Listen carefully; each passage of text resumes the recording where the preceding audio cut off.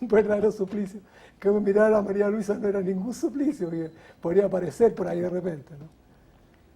Entonces en ese momento pasa algo muy grande dentro de mí. ¡Uy, que me gustaría ser sacerdote! A mí.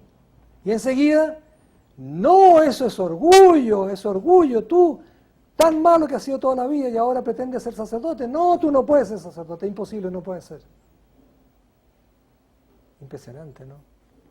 Y de nuevo la voz tenue, muy chiquita de la Virgen que me dice, no tengas miedo, Sergio, yo soy tu madre, yo estoy contigo, no te voy a dejar solo.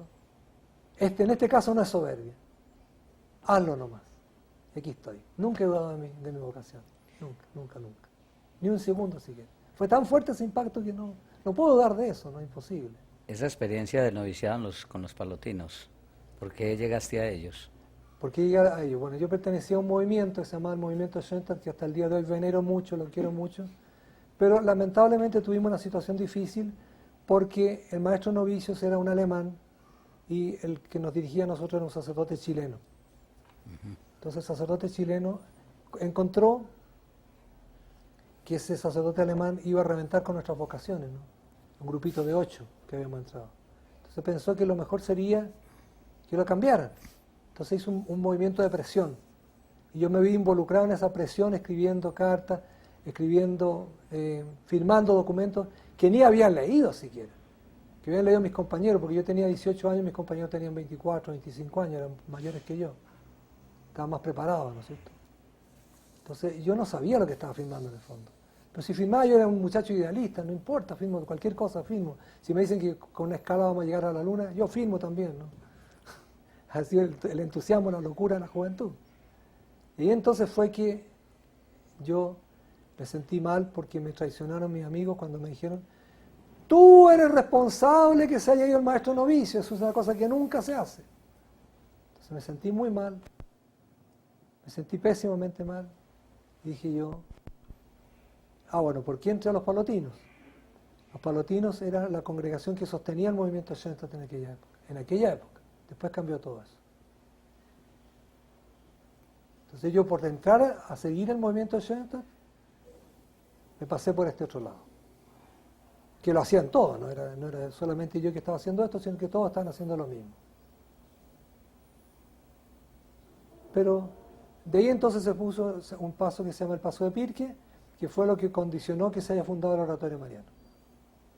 Movimiento con otras características, pero que tiene algo de como que nació en esa tierra madre, diríamos, de Palotti, San Vicente Palotti, que fue un fundador que actuó en la Acción Católica, fue precursor de la Acción Católica, muy mariano.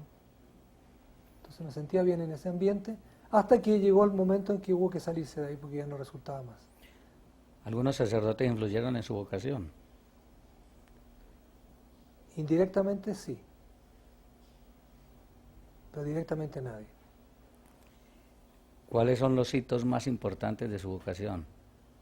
Donde usted descubre que el Señor me llama a mí. Lo llama y le toca su corazón. Bueno, yo ya escribí el punto culminante, ¿no es cierto? Pero cuando era niño, a los 6 años, era yo muy orgulloso, lo sigo siendo, trato de no serlo, pero el orgullo estaba dentro de mí, bastante fuerte. Entonces, había un día que la mamá estaba reunido con sus visitas, estaban hablando de un tema muy importante, entonces por hacerme el importante, llegué y le dije a mi mamá, un secreto a voces, mamá, quiero contarle un secreto. No, mijito, váyase, estamos hablando cosas de grande aquí. Mamá, es que es un secreto, mamá, es un secreto, y para que todos escucharan, es un secreto. Ya, mijito, ya dígalo ya. Es que me quiero hacer sacerdote, váyase, mijito, a molestar más adelante, seguimos conversando ese tema. Ese fue el primer paso. El segundo paso fue, tomábamos un diario, lo cortábamos la punta y nos poníamos como si fuera una casulla, ¿no? El diario servía como de casulla. Y ahí jugábamos con mi hermano mayor y yo. Ese fue el segundo hito. Pero el tercero, el más importante, fue el que yo dije ahora, en la capillita de Schoenstatt. Ahí me convertí yo.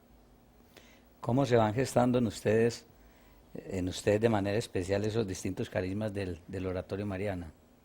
Ya, bueno, los carismas del oratorio mariano son marianos. El primero que nombro, ¿no es cierto? El primero es un carisma mariano. Bueno, yo les digo, ya nací el día de la Virgen del Carmen, o sea, yo soy marianísimo, soy totalmente convencido de que la Virgen María es el mejor camino para llegar a Jesucristo. Lo siento a cada paso, en cada momento, en cada segundo. Entonces ahí eso ya se gestó desde esa época. Y remató entonces dentro del movimiento Schoenstatt, que me ayudó a formarme. Y después los palotinos también eran muy marianos. Me fueron ayudando a seguir ese encuentro. Pero era una cosa muy, muy personal, muy, muy singular mía. El segundo carisma era el carisma oratoriano. Yo he descubierto que los lugares santos, sagrados, son muy importantes para las personas. Los lugares de peregrinación son muy importantes. Ojalá que acá en Colombia haya muchos lugares santos de la Virgen María. Chiquinquirá, por ejemplo, nuestra Virgen de Chiquinquirá, ¿no es cierto? El santuario de ella, que queda por acá cerca, parece. Sí, sí, está Relativamente cerca. relativamente. Con respecto a lo que es Colombia de grande, ¿no es cierto? Relativamente cerca. Sí. Y muchos santuarios marianos, muchos. Porque el sentir a la Virgen en un lugar, esa es mi experiencia, eso fue lo que a mí me cambió, ¿no? El sentirme malo, a pasar a sentirme que yo podía ser bueno, con la ayuda de Dios, podía, era posible. Y eso lo descubrí en un lugar, en un oratorio, lugar de oración. Por eso lo encuentro muy importante. El segundo carisma, el carácter popular. Mi papá, a diferencia de otros caballeros de su época, era un hombre no distante con la clase obrera, sino que muy cariñoso con la clase obrera. Los quería. Por ejemplo, cuando estaba en la época del verano, nosotros estábamos de vacaciones, sabíamos que el papá convidaba a sus obreros, a sus amigos obreros, y los sentaba a la mesa y comía con ellos, ¿no? Entonces eso era un respeto muy grande que sentías en el mundo popular. Entonces a mí me gustó mucho eso. Lo encontré que era sensacionalmente importante. Si nosotros no vamos a la clase popular, bueno, Jesús fue pobre también, perteneció a la clase popular, ¿no? La Virgen María era la clase popular, vivían en Nazaret. Él raspaba la olla, podríamos decir, no sé, esto es lo peor. Tan malo era que en el capítulo 8 de San Juan se dice, capítulo 7, ¿podrá salir algo bueno de Nazaret? ¿Cómo sería de malacatoso, ¿no es cierto?, el lugar, ¿no? Entonces yo le tomé mucha simpatía. Nacimiento de Jesús en Belén, ¿no es cierto?, muy pobre. Muerte de Jesucristo en la cruz, muy pobre de nuevo. Entonces dije yo, ahí está mi vida, yo quiero estar con ellos, el mundo popular. Sin despreciar a la gente que tiene.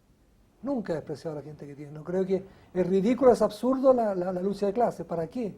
Todo lo contrario, los dedos de la mano todos se necesitan. El dedo gordo es importante, el otro, este también. Todos son necesarios. Todos los dedos se complementan y forman una mano que trabaja junta. Eso no le veo sentido a la oposición a la lucha, sino que a la integración de la familia humana. Ese papel de María como la Anahuín, como la pobre de Yahvé. La pobre Yahvé. Es importante dentro de todo este plan de salvación. Muy importante. Ella está diciendo, hijito, si yo te amo, no te preocupes, si estoy contigo, ¿por qué te alejas de mí? ¿Por qué crees que no te puedo ayudar? No soy tu madre, no eres tú mi hijo, ¿no crees tú que yo te amo, que te cuido? Lo que usted cantó, pues tan bonito. ¿No hay un peligro, padre, de algunas teologías que piensan que se sale de un cristocentrismo para de pronto colocar a María como el centro de la fe y casi verla como la cuarta persona de la Trinidad? ¿Cómo saber manejar ese equilibrio ahí en nuestra fe cristiana? Yo creo que la Virgen María ligerito le arregla el camino a uno, porque le dice, mira a mi hijo. Porque ¿qué sabemos de ella? Pocas cosas las que salen en la Biblia, ¿no es cierto? ¿Y qué cosa sale de ella? Lo que ella habla. ¿Qué cosa dice? Mi alma engrandece al Señor. No dice, mi alma me engrandezco a mí misma. No, engrandece al Señor. Se alegra en mi espíritu en Dios mi Salvador. De nuevo lo mismo. Y cuando le dice a la gente de la boda de Caná, lo cité al principio, ¿no es cierto? Hagan todo lo que Él les diga. Juan 2:5. Más claro es echarle agua, ¿no es cierto? La Virgen María siempre va a estar apuntando a su Hijo, porque en ella todo está referido a Cristo. Todo indica hacia Él. El amor a ella puede ser que en un momento sea así más fuerte, pero en un momento metodológico solamente. Que el alma llega por ese camino a Dios, ¿no? Lo mismo que nos puede pasar a muchas personas que dicen, yo creo en el Padre Pío, en Jesucristo no creo, pero en el Padre Pío sí. Porque el Padre Pío me hizo un milagro. Y el Padre Pío ligerito va a decir, no te equivoques de camino, oye. Estamos con el Padre Sergio Mena, fundador del Oratorio Mariano, con quien estamos en este ameno conversatorio en la noche de hoy. Luego regresamos para continuar este conversatorio con el Padre.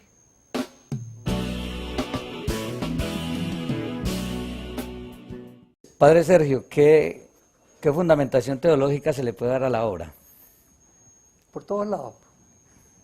El carácter mariano, que la iglesia quiere, la iglesia se considera a sí misma mariana, la iglesia es mariana fundamentalmente. Por ejemplo, el Concilio Vaticano II, ¿qué dijo de María la Virgen? María es nuestra madre. ¿Y qué dice la Lumen Gentium capítulo 8, que es un documento tan importante del Concilio Vaticano II? ¿Qué dice? Venérenla a todos los fieles como amantísima madre. ¿Y qué quiere decir amantísima madre? Muy amada madre. Ya está fundamentado. ¿Qué más quieren decir? El Papa Juan Pablo, el Padre Pablo VI escribió la famosa Marialis Culto. Todo lo mismo.